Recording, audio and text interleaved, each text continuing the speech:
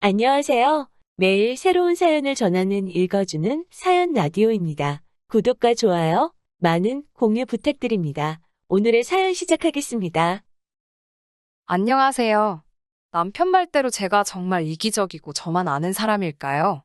결혼할 당시에 제 수입은 없다고 해도 무방할 정도였습니다. 그 당시 저는 회사를 다니고 있었지만 결혼을 한참 앞둔 시점에 회사에 사직서를 제출했어요. 저와 언니 동생 하며 지내던 선배가 한 명 있는데 인터넷을 활용한 사업을 하고 있었어요.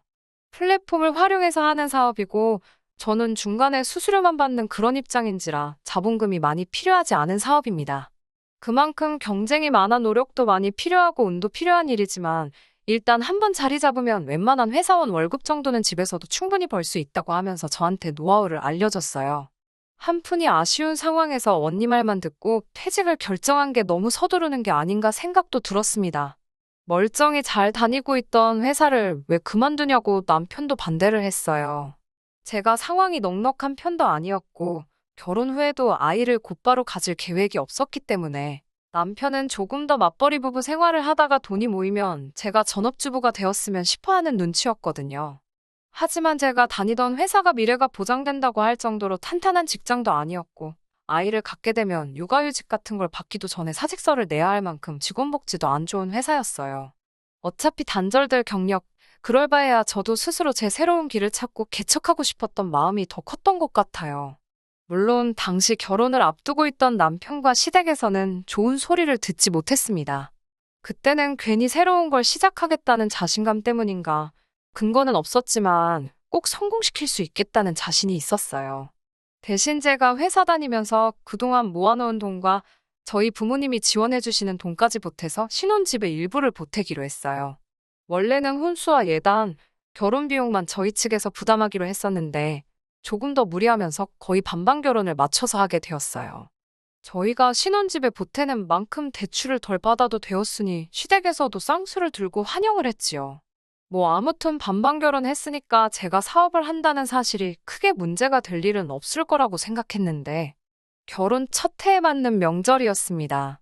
남편 당시 월급이 한 달 300만 원 남짓한 돈이었고 제가 하는 사업으로 버는 돈이 적게는 20만 원에서 많게는 50만 원 사이였어요.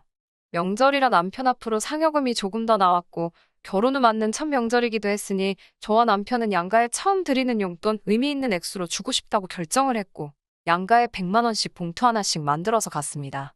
100만 원이 뭐가 많냐고 하실 분들도 계시겠지만 당시 상황에서 저희는 아주 큰맘 먹고 준비한 금액이었습니다. 시어머니께 봉투를 건네드리니 뭘 이런 걸 다 준비했냐고 하시면서도 손에 받아드신 봉투를 꼭 붙잡고 계신 게 안 받으실 생각은 없으셨던 것 같아요. 용돈 받으시면서 이런저런 덕담도 오고 가고 그러다가 시어머니께서 제 사업이 어떻게 되고 있는지 물어오셨습니다. 아직 한 달에 몇십만 원 버는 게 고작이지만 이제 슬슬 자리를 잡아가고 있는 와중인 것 같다. 곧 좋은 결과가 있을 것 같다고 대답을 했어요. 시어머니께서는 썩 좋지 않아 보이는 표정으로 시큰둥하게 그러냐 하고 마셨어요. 그러다 갑자기 친정에는 용돈을 얼마나 준비했느냐 물어보시더라고요. 매번 이만큼씩 준비는 못하겠지만 그래도 천명절이고 해서 같은 액수로 만들었다고 대답했더니 그게 무슨 말도 안 되는 소리냐고 화를 내시네요. 당시 재벌이가 불안정한 데다가 얼마 되지도 않는 상황에 따지고 보면 남편이 외벌이 독박을 쓰고 있는 거나 마찬가지인 거 아니냐고. 그런데 그걸 친정하고 시댁하고 똑같이 하려고 하면 어떡하냐고 하면서 친정에 주려던 봉투는 자기한테 달라고 하셨어요. 친정에는 제가 돈 벌어올 때까지 돈 한 푼 빼돌릴 생각하지 말라고 하시면서요. 남편은 첫 명절이고 하니까 드리는 거라고 시어머니를 말렸어요. 참 고맙더라고요. 그 와중에 제 편을 들어주는 모습이 말이에요. 시댁에서 폭풍 같은 한때를 보내고 친정으로 출발하는 차 아니었습니다. 운전하는 옆모습이 그날따라 믿음직해 보여서 고맙다고 말을 했어요. 그런데 뭐가 고맙냐는 듯이 대답을 하더군요. 우리 엄마 말이 틀린 말 한 게 아니라고 이번만큼은 천명절이니까 같은 금액으로 용돈을 하기는 했지만 다음부터는 친정하고 시댁에는 정확하게 구분지어 차등을 둘 거라고 못을 박더군요. 오히려 저보고 어떻게 친정하고 시댁에 똑같이 하려는 그런 생각을 가지고 있었다는 게 어이가 없다는 듯이 말을 해왔습니다. 그런 부분까지는 저와 상의가 된 적도 없고 비슷한 이야기 나눈 적도 없었기 때문에 그 대답이 사실 어이가 없었습니다. 평소에도 친정에 제가 뭐라도 하나 해주면 지가 번 돈을 제가 함부로 쓴다고 생각했을 텐데 라는 생각을 하니 더 화가 나더라고요. 제가 당시에 벌이가 남편에 비해서 보잘것없던 건 사실이었습니다. 하지만 그건 결혼 전에 안 해도 문제가 없었던 신혼집 비용을 제 쪽에서 보태게 되면서 제가 회사를 그만두고 사업을 시작할 수 있게 합의를 한 부분이지. 아무리 제가 사업을 준비하며 벌어오는 돈이 적다고 한들 서로 합의가 끝난 부분인데 이런 식으로 후려치기를 당해야 할 부분도 아니었습니다. 물론 준비한 용돈 그대로 친정에 드릴 수 있게 이유를 설명해 준 건 고마운 일이지만 그렇게 딱 잘라서 내가 번 돈이 얼마, 네가 번 돈은 얼마 따지면서 누가 더 벌고 덜 번 만큼 양가 부모님께 하는 효도에 차등을 두어야 하는 게 맞다고 말하는 모습은 상상도 못했거든요. 저도 치사하기는 하지만 결혼할 때 신혼집 비용 마련하면서 제가 더 부담한 부분 이야기를 꺼냈어요. 남편은 그렇게 한 건 제가 사업하는 걸 허락받기 위함으로 비용을 보탠 부분이지 않냐고 그건 별개의 이야기로 계산을 하더라고요. 여전히 저희는 결혼 비용을 반반 부담한 거고 자기가 버는 돈만 가지고 양가에 똑같이 사용할 수는 없다고 딱 잘라 말했습니다. 우리는 반반 결혼을 했으니 각자가 가계에 기여한 만큼 차등을 두는 것이 반반 결혼의 진짜 의미와 맞는 거라 하면서요. 남편 말이 계산상으로는 틀린 부분은 없었지요. 하지만 그렇게 누가 돈을 얼마를 더 벌고 돈을 더 번 만큼 벌어온 사람 부모님께 각자 더 많은 효도를 할 수 있다는 규칙이 있다면 남편과 저의 관계는 부부라기보다는 룸메이트에 더 가까운 것 아닌가요? 가게에 기여한 만큼 차등을 둔다는 말도 그래요. 저는 집에서 일을 하는 만큼 반은 전업주부라고 생각하고 집안일 한번 게을리한 적도 없어요. 남편은 집에 오면 집안일도 하나도 안 합니다. 양말이라도 제대로 뒤집어 놓지 않고 벗어준 날이면 그날은 집안일 좀 도와줬구나 싶을 정도로 집에서 집안일 도와주는 게 하나도 없어요. 그나마 음식물 쓰레기나 분리수거 정도는 도와주는데 그거 하나 하면 아주 힘든 일 했다고 집에서 손도 꼼짝 안 하고 물도 자기 손으로 떠마시지도 못해요. 제 사업이 잘 안 된다고 할지라도 제가 놀고 있는 게 아니고 제가 해야 할 일들도 빠짐없이 다 하고 있지만 남편은 당장 통장에 찍히는 돈으로만 이야기를 하고 싶어 하더라고요. 통장에 찍히는 돈만 가지고 본다면 제가 불리한 게 뻔하잖아요. 아마 남편은 제가 사업을 하면서 계속 허우적대기를 속으로 바랬을 거예요. 제가 돈을 더 못 버는 만큼 자기는 당당하게 제가 보는 앞에서 시댁에 더 잘할 수 있고 제가 돈을 더 못 번다는 이유로 저를 깎아내릴 수 있을 테니까요. 그나마 제가 한 달에 벌이가 아예 없었던 건 아니기 때문에 제가 버는 얼마 안 되는 돈에서 제 개인적인 용돈과 친정 부모님께 드리는 돈으로 사용할 수 있었습니다. 저는 그날 이후로 더욱 더 일을 갈며 제 사업에 열중을 하게 되었습니다. 제 노력이 통한 건지 남편의 바램과는 다르게 시간이 흐를수록 제 사업이 조금씩 상승세를 타기 시작했어요. 한 달에 벌어오는 돈이 고정적으로 안정적인 상황이 되었고 조금씩 불어나는 수입 덕분에 한 달에 돈 1,000만 원을 벌게 된 달도 있습니다. 고생해서 이룩한 성공인이만큼 이 기쁜 사실을 전해주고 싶었어요. 단지 수입의 안정권에 이르렀을 때는 남편이 제게 보였던 태도 때문에 제 수입을 공개하기가 꺼려지긴 했지만요. 결혼 6년간 생활해오면서 제가 벌이가 없더라도 비록 버는 돈 가지고 처가 차별하면서 더럽고 치사하게 군 남편일지라도 그 6년이라는 기간 동안 저에게 포기하란 말 한마디 한 적이 없었기 때문에 제가 이 사업을 하는 걸 믿어준 것 하나만 보고 이 돈이 저 혼자 번 돈이 아니라고 생각하려고 했습니다.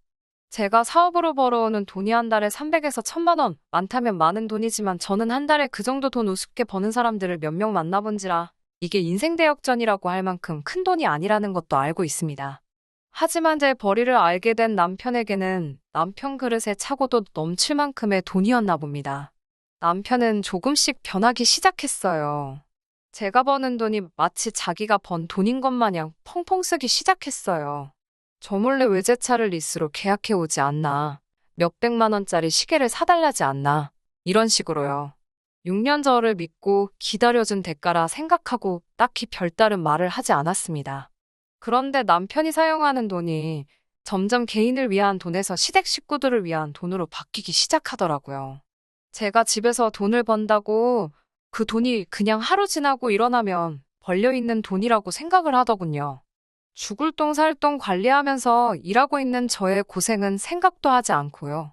한 달에 1,000만 원이 벌린 적이 있으니 1,000만 원이 매달 자동으로 들어온다고 생각하는 건지 여태껏 자기가 벌어온 월급으로 생활이 다 되었으니 한 달에 1,000만 원씩을 더 써도 된다고 생각하더라고요. 앞으로 3달만 돈을 더 모아서 신우한테 가게를 하나 차려주자고 하네요. 결혼한 신우가 집에서 전업주부를 한다고 시댁에서 아주 무시를 당한다나 뭐라나 하면서 사람이 무시를 안 당하려면 역시 돈을 벌어야 돼 라는 말을 하더라고요. 저 들으라고 한 말이라고 하기에는 너무나도 생각이 없는 발언이었습니다. 그때쯤부터 저도 남편의 과소비에 한마디 해야겠다 싶던 참이어서 참지 않고 말을 꺼냈어요. 앞으로는 남편이 주는 생활비만큼만 저도 제가 번 돈에서 제하고 나머지 돈은 제가 직접 관리하겠다고요. 남편은 그게 무슨 소리냐고 하더라고요. 결혼한 사이끼리 지금 네 돈 내 돈 따지고 있느냐고요. 저야말로 어이가 없더라고요. 여태껏 제가 사업 준비하면서 자기가 번 돈으로 친정에 돈 빼돌릴 생각하지 말라며 시댁에만 올인한 게 누군데 말이지요. 거기에 남편이 지금 제 돈으로 하려고 하는 것들 전부 시댁을 위한 돈이지 친정을 위한 돈은 한 푼도 없었어요. 남편처럼 치사한 사람이 되지 말자고 다짐했지만 저는 남편에게 같은 맥락의 이야기를 꺼낼 수밖에 없었습니다. 바로 얼마 전까지도 제 수입이 없다고 하여 친정에는 자기가 번 돈으로 뭐 하나 해준 적 결혼 생활 내내 단 한 번밖에 없지 않느냐. 시부모님께 100만 원씩 드리고 할 때도 나는 내가 번 얼마 되지 않는 돈에서 그마저도 쪼개서 드려야 했다. 이제 와서 내벌이가 많아지니 그때는 자기가 버는 돈에 손도 댈 생각하지 말라던 사람이 이제는 내가 번 돈을 자기가 번 돈처럼 쓰려고 하는 건 조금 아니지 않느냐. 한번 따졌습니다. 남편은 표정 하나 바뀌지 않고 당당하게 말하더라고요. 돈 생겼으면 시댁 먼저 챙기는 게 며느리의 도리 아니겠냐고 말을 하네요. 여태껏 무일푼에 돈 하나 벌지 못하던 너를 기다려준 값이다. 몇 년이 넘는 세월을 기다려줬는데 고작 돈 얼마 쓰는 게 아까워서 지난날 이야기까지 꺼내는 게 어딨냐. 여태껏 밥벌어지 신세 기다려줬는데 이제 돈 좀 번다고 먹여주고 재워준 은혜는 다 까먹어버린 거냐며 성질을 부리더군요. 6년 함께 결혼 생활을 해온 아내에게 해도 될 말인가 싶을 정도로 필터링 없이 저에게 밥벌어지 같은 표현을 써가며 집에서 놀며 쌀만 축 내던 사람 취급을 하더라고요. 사업이 그만큼 클 때까지 발버둥 치면서 집안일 한 번이라도 게으름 피지 않고 해온 저한테 말이에요.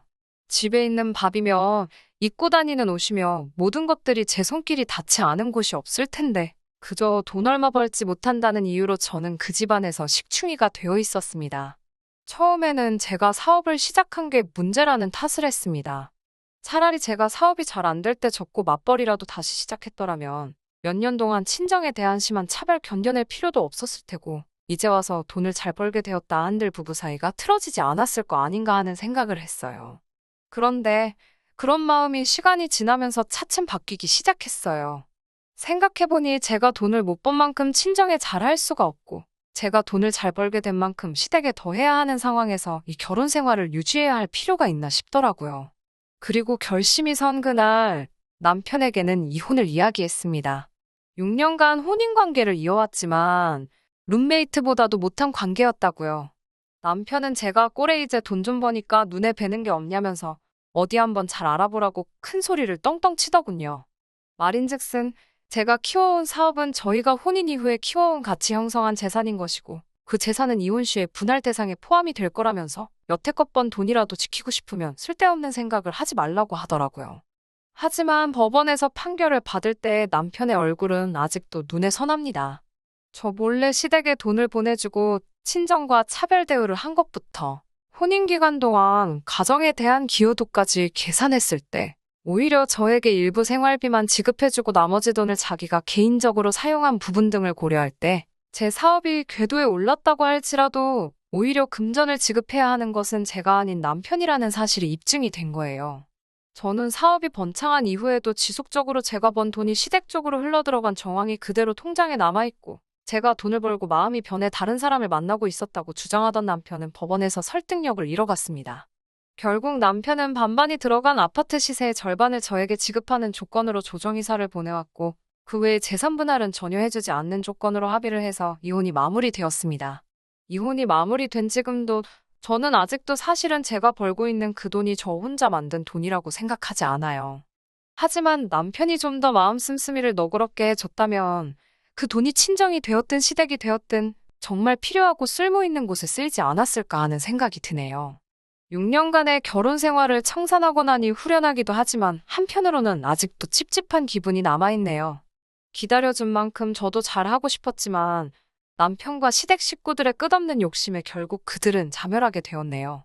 설령 제가 돈을 벌지 않고 아이를 갖고 전업주부가 되는 길을 택했다고 한들 그 사람들이 저를 대하는 태도가 바뀌지 않았을 것이라는 마음을 가지고 저도 더 이상 그 집구석에 미련 갖지 않고 제게 주어진 새로운 인생을 살아보려고 합니다.